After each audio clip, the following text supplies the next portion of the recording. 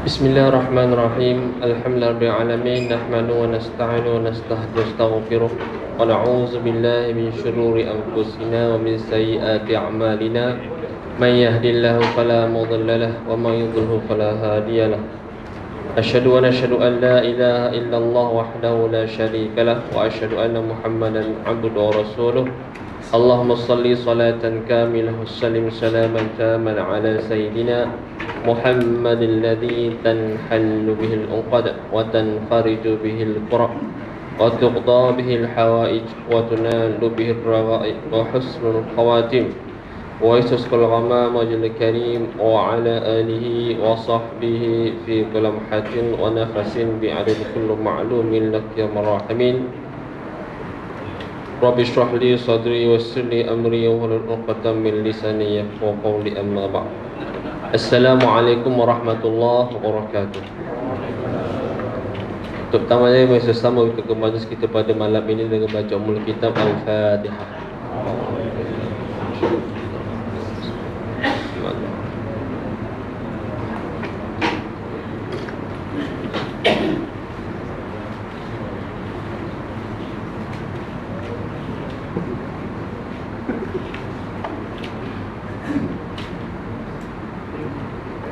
Alhamdulillah, syukur pada Allah SWT dengan izin Allah SWT dan kasih sayang Allah SWT. Allah SWT masih lagi memberi kita nikmat iman dan Islam.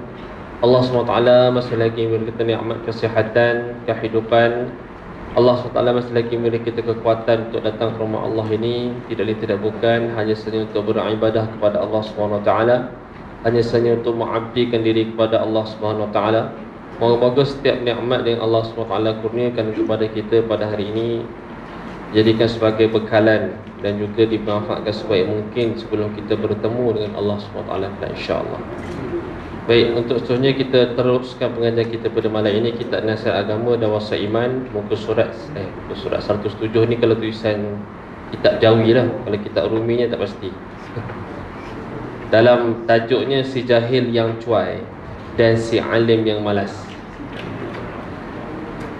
Dalam tajuk besarnya. Sebab kitab yang saya pakai ni kitab tulisan Jawi, dia mungkin berbeza sedikit. Muka surat jangan tulisan Rumi. Muka surat 96 106 96. Okey, jauh beza tu 96 dengan 107. Banyak edisi. Ambil tajuk je, si jahil yang cuai dan si alim yang malas. Baik, muslimin yang terhormat Allah SWT, bismillahirrahmanirrahim. Disebutkan di sini di bawah tajuk si jahil yang cuai dan si alim yang malas. Perumpamaan seorang jahil yang cuai dalam menuntut ilmu yang wajib itu laksana seorang hamba yang dikirimi surat oleh tuannya yang menyuruhnya melakukan beberapa perkara dan melarangnya dari beberapa perkara. Malangnya sang hamba itu tidak melihat isi surat itu kerana tidak mengerti apa yang terkandung di dalamnya, padahal ia boleh mempelajarinya dan bertanya kepada orang lain. Ini perumpamaan yang pertama disebut sebagai orang yang jahil dan cuai. Yang jahil yang cuai, maksudnya dia jahil dan dia tahu, dia tak tahu benda apa dalam surat. Dia bagi sini perumpamaan seumpama dia diberikan amanah untuk memegang satu surat, dan surat tersebut ada beberapa perkara yang terkandung dalam maklumat surat tersebut, benda yang dia boleh buat dan benda yang dia tak boleh buat. Tetapi malangnya dia tak sedar yang dia jahil dan dia tak manfaatkan. Kalau dah tahu dia jahil, dia kena belajar lah. Tapi dia tak belajar, dia bawa sahaja surat tu ke mana tanpa dia gunakan manfaat apa terkandung dalam maklumat dalam surat tersebut. Maksudnya dia ni golongan orang yang jahil, kemudian dia cuai. Cuai maksud sini dia tak berusaha, sedangkan dia boleh berusaha untuk bertanya pada orang. Pergi, kalau dia tak kerti baca tulisan Jawi, pergi tanya orang yang kerti baca tulisan Jawi. Maka dia akan fahamlah apa yang terkandung surat tersebut. Ataupun dia tak kerti membaca langsung, maka dia pergi kepada orang yang kerti membaca dan tolong bacakan untuk dia. Jadi bila orang tolong bacakan untuk dia ataupun dia belajar untuk membaca, maka dia akan dapat manfaat daripada kandungan surat tersebut ataupun ilmu tersebut. Tapi sebab dia tak rasa dia itu jahil, Ataupun dia rasa dia jahil tapi dia malas, ataupun dia tak nak berusaha, tak nak belajar. Biarlah aku jahil buat macam mana, dah Allah takdirkan jahil, maka selama-lamanya aku akan dalam jahil. Itu satu stigma, pemikiran yang salah. Sedangkan bila mana kita tahu kita jahil, maka kita belajar. Sebab tu matlamat belajar ialah untuk mengurangkan kejahilan ataupun menghilangkan kejahilan. Mana ada orang pergi belajar, siapa kamu belajar? Sebab saya dah pandai. Tak ada. Belajar itu kerana kita tidak tahu benda tersebut, maka kita belajar. Orang bawa kereta, sebab apa dia pergi belajar kelas lesen sekolah memandu? Sebab dia tak reti bawa kereta, tak reti mandu kereta, maka dia pergi sekolah mandu. Maka bila orang tanya, cikgu sekolah mandu tanya, kamu reti bawa kereta tak? Saya tak reti. Baik, saya ajar. Tapi sekarang dah berbeza. Kamu reti bawa kereta tak? Saya dah reti dah, cuma saya tak dapat lesen, jadi saya terpaksa jugalah. Walaupun dia reti, konsep dia tetap dia kena belajar. Tetap kena belajar. Sebab kamu belajar macam mana? Tak tahu, saya bangun tidur, tiba-tiba saya bawa kereta.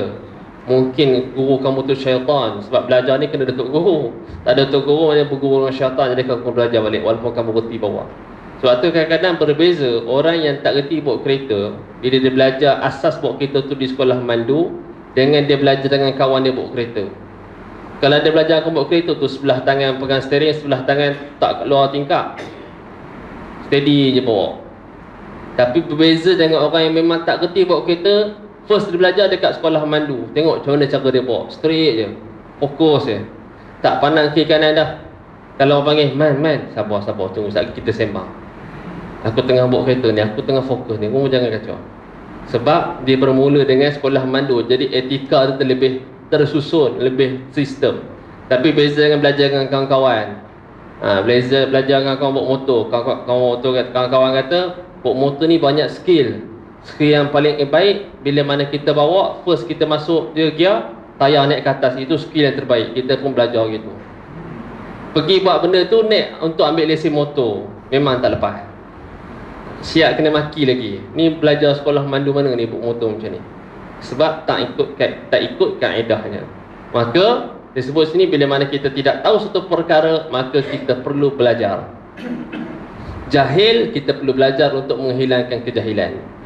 Apa saja perkara yang kita tak tahu, kita perlu melalui proses pembelajaran untuk kita menambah pengetahuan, baru kita dapat buat perkara yang kita tidak tahu. Jadi itu adalah matlamat belajar, matlamat menuntut ilmu untuk menghilangkan kejahilan dalam diri kita. Kemudian disebut di sini pula ialah demikian pula lah dengan perumpamaan seorang alim yang tiada beramal dengan ilmunya, laksana seorang hamba yang melihat isi surat tuannya serta mengetahui apa yang terkandung dalam surat itu. Akan tetapi ia enggan mematuhi segala suruhan yang terkandung dalamnya serta menjauhi segala larangannya. Yang tadi dia jahil. Bila dia jahil, dia buka surat pun dia tak tahu berapa dalam surat tersebut. Dan dia tak cari orang ataupun dia tak mengaji, tak belajar supaya dia boleh faham apa isi kandungan surat tadi. Yang kategori kedua pula, dia memang baca dan dia tahu apa surat tersebut, apa isi kandungannya, apa perkara yang dilarang, apa perkara yang disuruh, apa perkara buat dapat pahala, apa perkara buat dapat dosa, dia tahu. Tetapi dia tak buat. Dia disebut di sini sebagai orang yang alim tetapi malas. Dia tahu tapi dia tak buat. Tahu tinggal solat tu berdosa, tapi dia tinggal juga. Dia ni kategori orang yang alim, tahu. Dia beza orang yang jahil, dia memang tak tahu. Jahil, kalau dia tinggal semayang, dia memang tak tahu betul semayang tu wajib. Jahil, dia dah satu kategori lain. Kategori yang kedua, dia tahu, maka orang itu ni lebih berdosa. Dia tahu tapi dia tak buat. Dalam Quran sebut, lima taquluna ma la taf'alun. Kamu cakap, kamu cakap tapi kamu tak buat apa yang kamu sebutkan. Cakap semayang ni dosa je, tak semayang masuk neraka. Dia tahu semayang tu masuk, tak semayang masuk neraka, tak semayang tu berdosa, tapi dia juga tak semayang.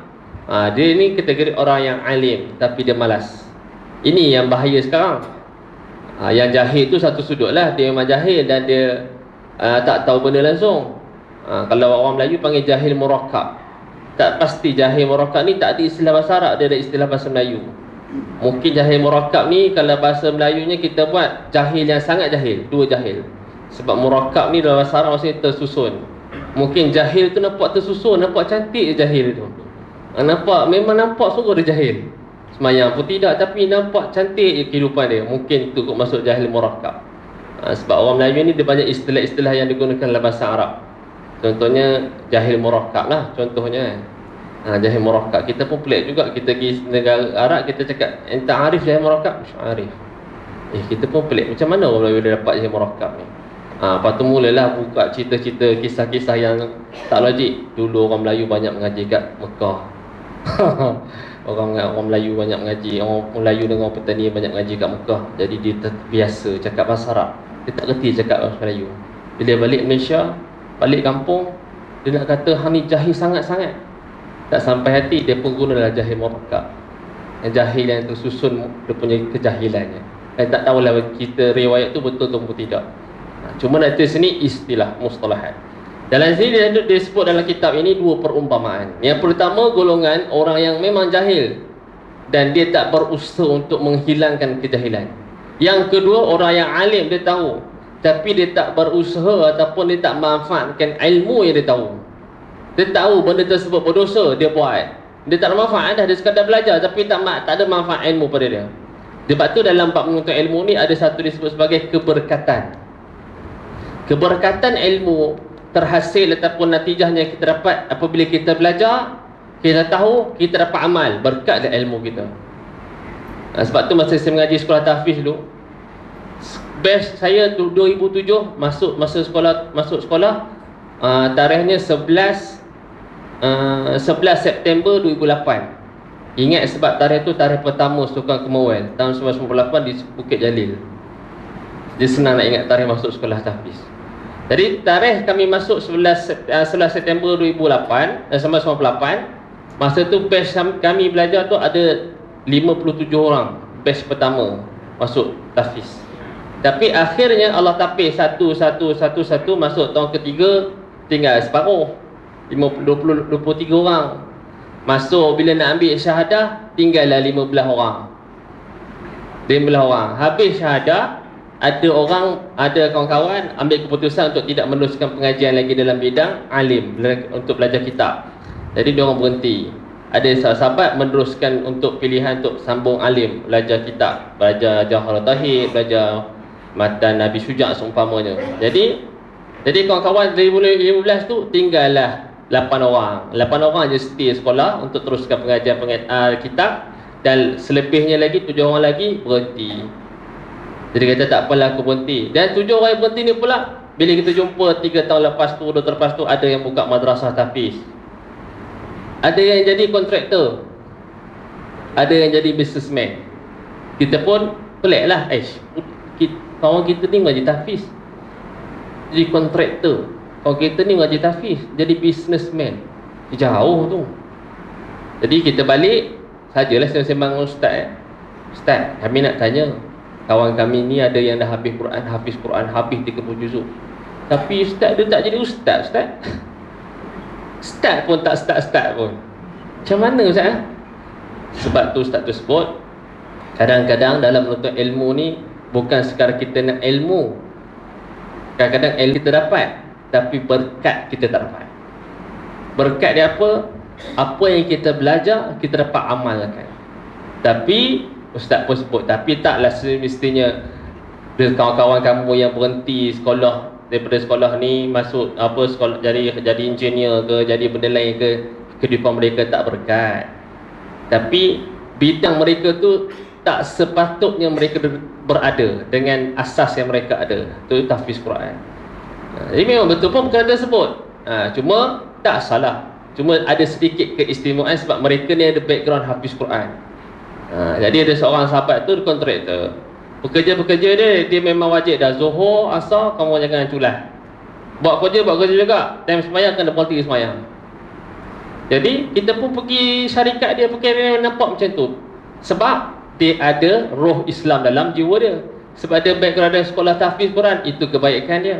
Macam tu juga doktor-doktor.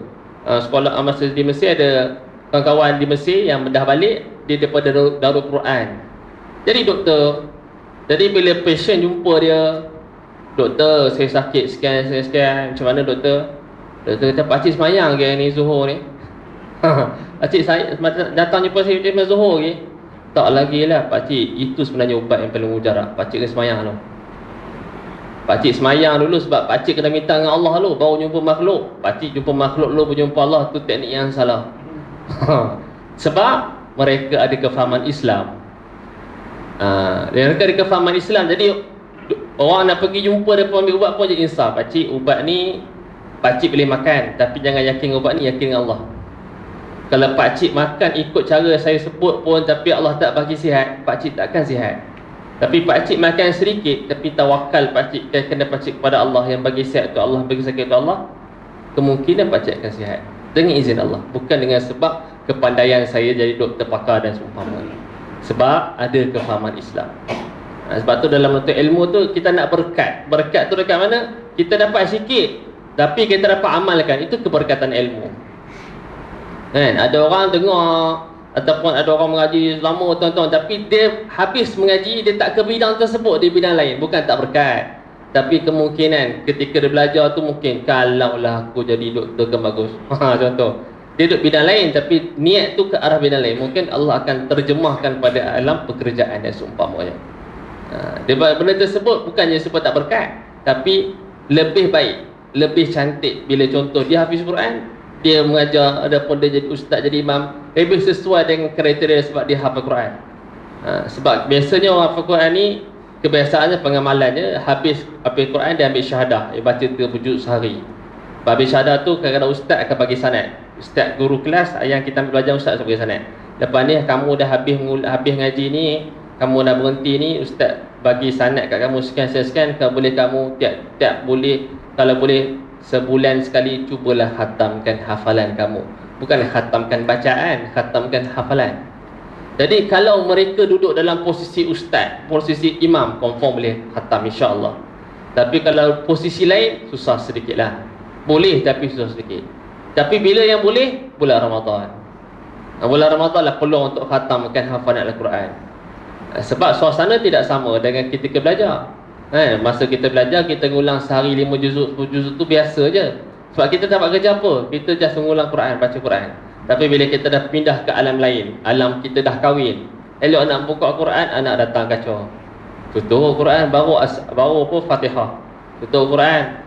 Lepas tu elok pula nak buka Quran lagi, isteri kata, bang, pergi pasar sekejap beli barang ni, kita takkan nak makan apa, takkan nak dengar apa baca Quran. Keluar pergi lauk.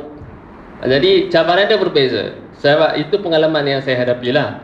Sebelum kita kahwin, duduk kata dalam hati kata, ayah, abang kahwin esok ayah, lepas subuh abang nak tasmik dengan isteri. Lepas zuhur pula dia pula dengar abang baca. Lepas asar pula sama-sama baca Quran. Tu imajinasi sebelum nikah tu. Nak bagi hidupnya madrasah Quran kat rumah. Bila dah nikah, kemampuan tahap itu tak akan termampu. Tapi kita cuba sedikit sebanyak. Pokok lepas maghrib tu kita cubalah baca. Cek sat ulangan abang. Cek sat kita nak ngaji ulang sikit. Lepas tu bila dah lama sikit, bila dah masuk anak, dah masuk 2, masuk 3 tu, dia kena gear pun naiklah sikit, gear 5. Jadi kuliah banyak. Jadi tak ada masa. Jadi kita ambil dalam sebulan, dalam seminggu kita ambil sehari ke untuk ada Quran seumpamanya. Jadi perkara tersebut disebut sebagai keberkatan ilmu. Jadi apatah lagi orang yang dah belajar, dah tahu tapi dia tak amalkan. Jadi benda tersebut dosa besar bagi dia. Dosa lebih besar dia sampaikan ilmu pada orang, tapi ilmu dia sampai orang dia pun tak amal. Itu dosa lagi besar. Itu adalah prinsip ilmu. Sebab tu ilmu ni prinsip dia kena sampai. Kalau siapa yang belajar menuntut ilmu, ilmu dia banyak tapi dia simpan. Sebab prinsip ilmu ni bila sampaikan pada orang, dia akan lebih berkembang walaupun sedikit. Allah akan tambah lagi, tambah lagi, tambah lagi, tambah lagi. Tapi kalau kita belajar ilmu, kita simpan, duduk seorang-seorang kita je tahu, orang lain tak tahu.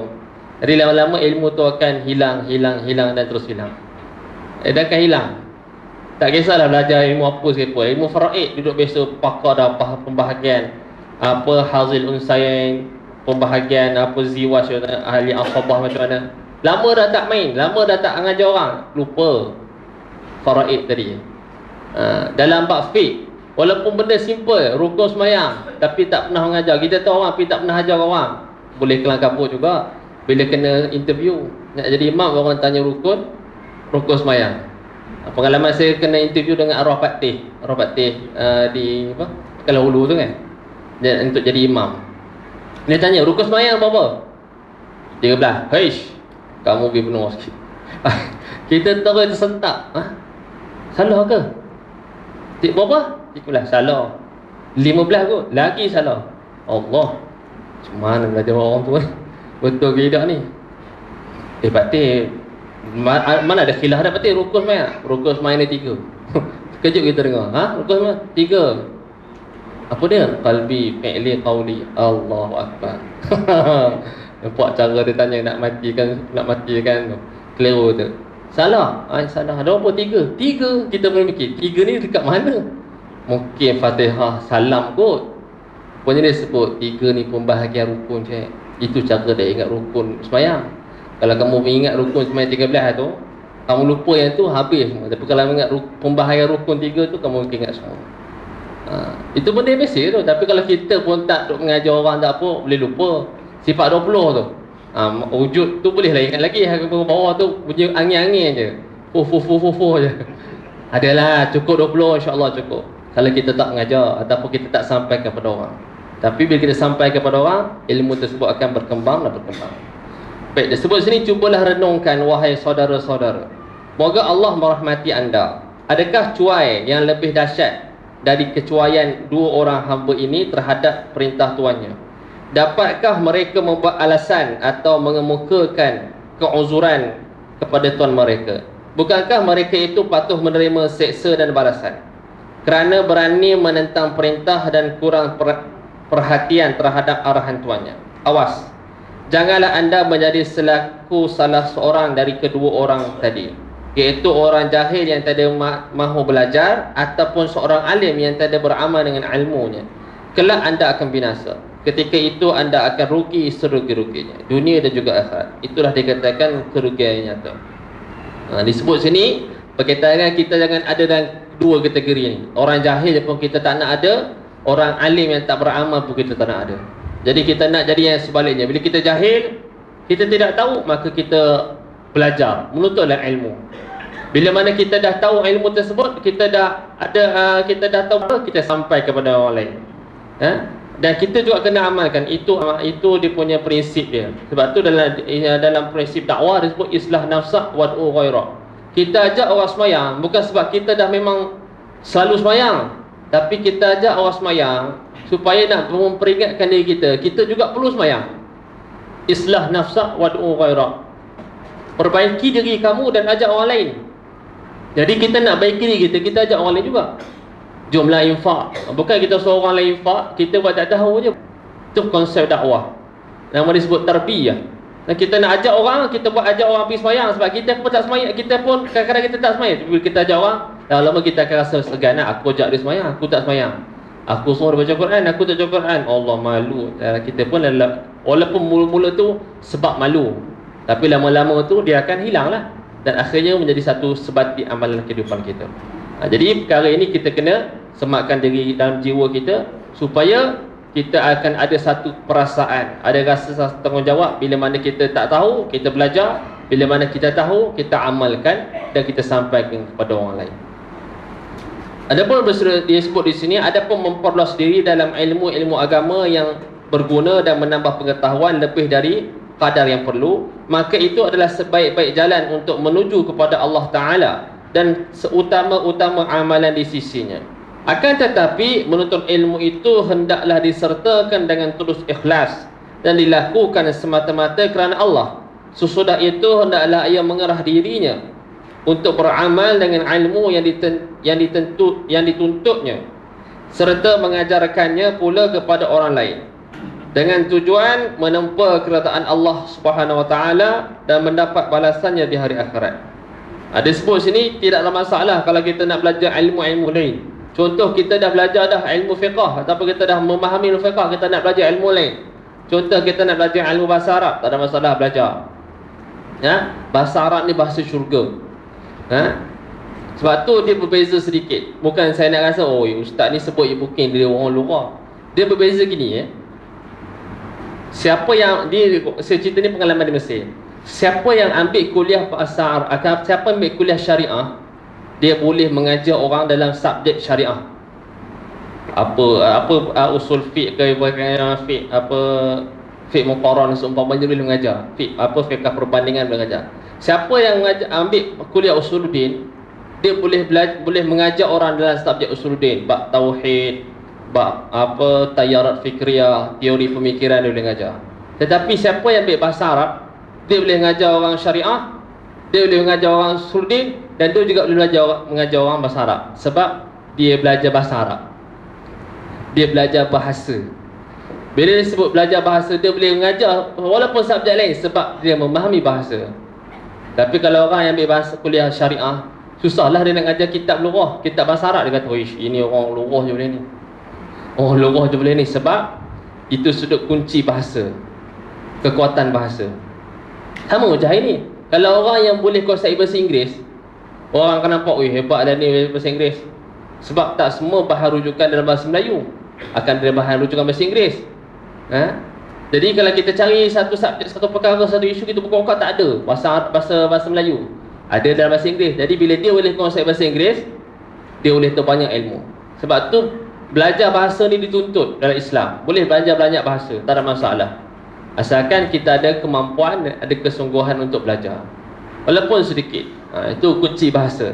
Sebab tu kalau kita baca sirah, baca sejarah peredaran bahasa mula-mula dalam manusia ni bahasa Arab. Permulaan bahasa Arab. Kemudian baru ada bahasa Parsi, baru ada selain bahasa Latin, bahasa lain tu bahasa Urdu, ada selepas pada itu bermula dengan bahasa Arab. Sama juga dengan tulisan Jawi. Tulisan Jawi ni adalah daripada bahasa Arab. Tapi bila bawa balik ke kawasan tanah Melayu, disesuaikan dengan orang Melayu.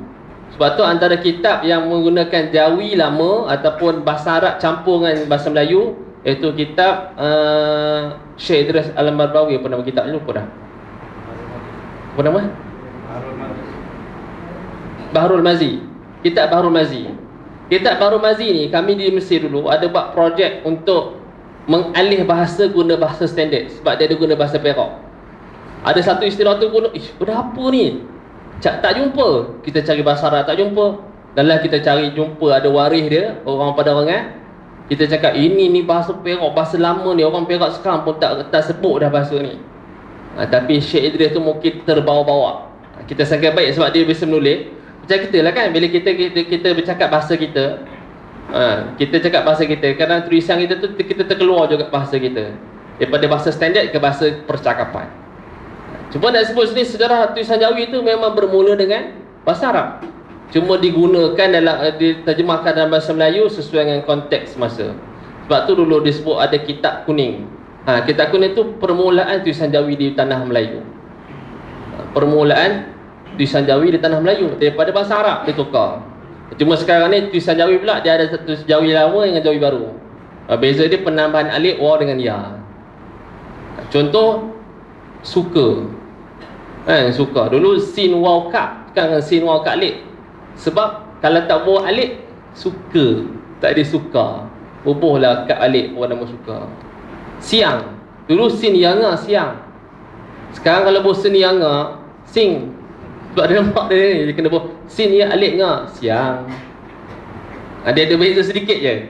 Sebab perubahan tersebut berlaku kerana dalam konteks masa ni, kalau dalam bahasa Arab dia ada satu ilmu arud. Sebut, dia akan tulis apa yang kamu dengar. Jadi ilmu arud ni dia akan ubah, tak payah. Dalam bab syair dia payah. Jadi sama dia bahasa Jawi sekarang, dia ubah sedikit. Tu yang jadi committed, jadi committed. Dia baca-baca apa, kita perlu committed dalam dakwah. Oh, pun pelik sangat. Committed, gana imam macam committed. Sebab tu kadang-kadang setengah negeri bahasa-bahasa pelik dia buah dalam kurungan tulisan Rumi bagi orang nampak. Dulu university, ejaan dia alif waw. Alif waw nun ya ver sin ya ta ya. Kan tak pakai dah huruf ver tu. Sekarang u je. Sebab ejaan dia bukan u. Sebutan dia bukan u, sebutan dia u. Kalau dulu orang ni nama apa? University. Sebab dia nak tulis bahasa Jawi. Sekarang tak ada dah. Sekarang ya waw bara university. Sebab orang sebut university.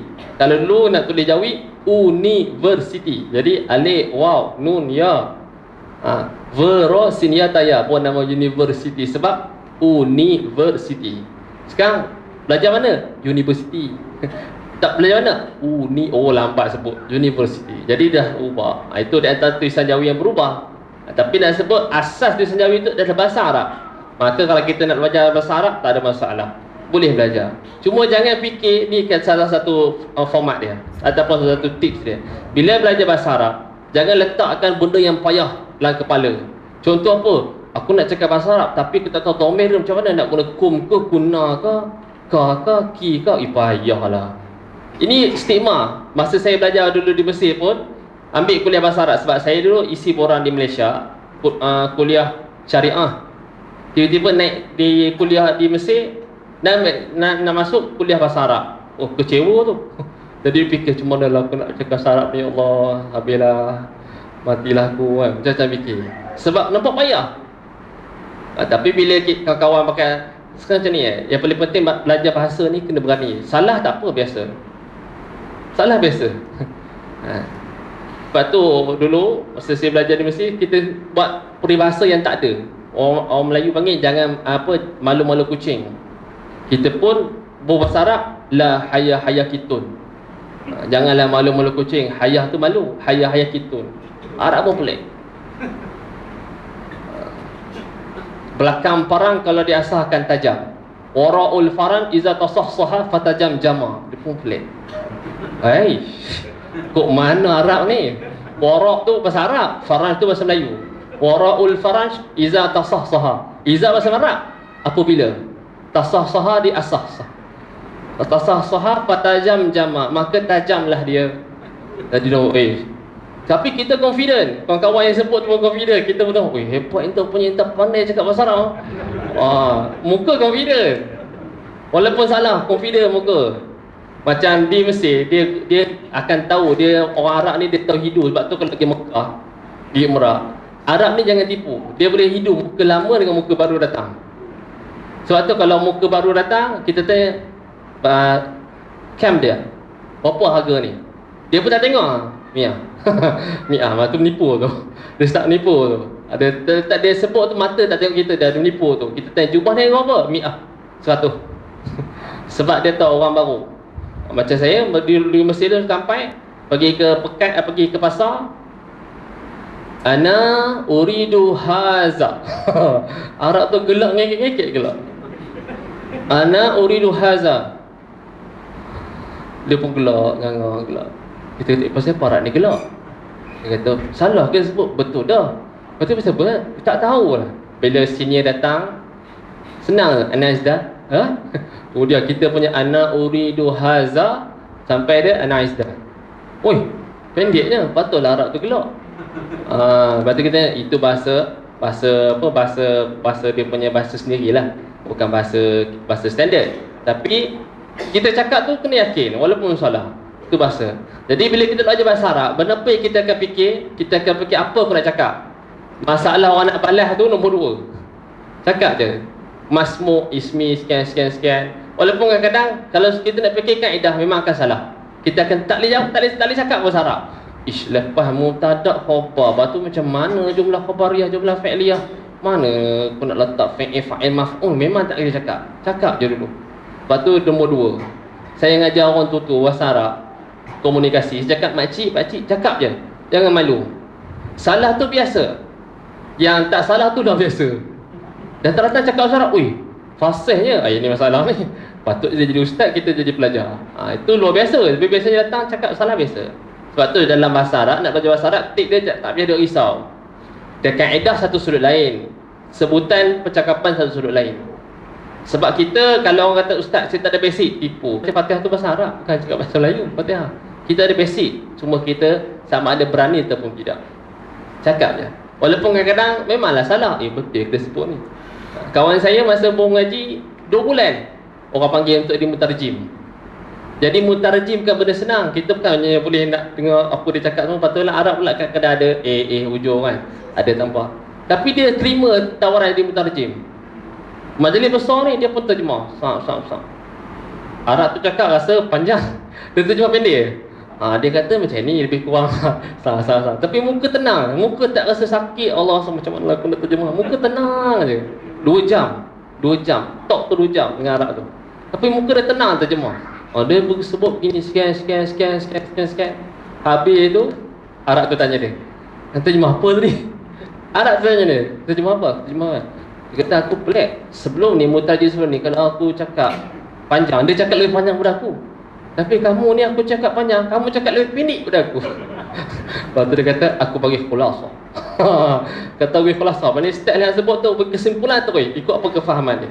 Tapi dia berani tu kita nak dalam belajar, dia berani. Sebab tu kalau orang Islam sangat-sangat dituntut untuk belajar bahasa Arab, belajar ilmu lain.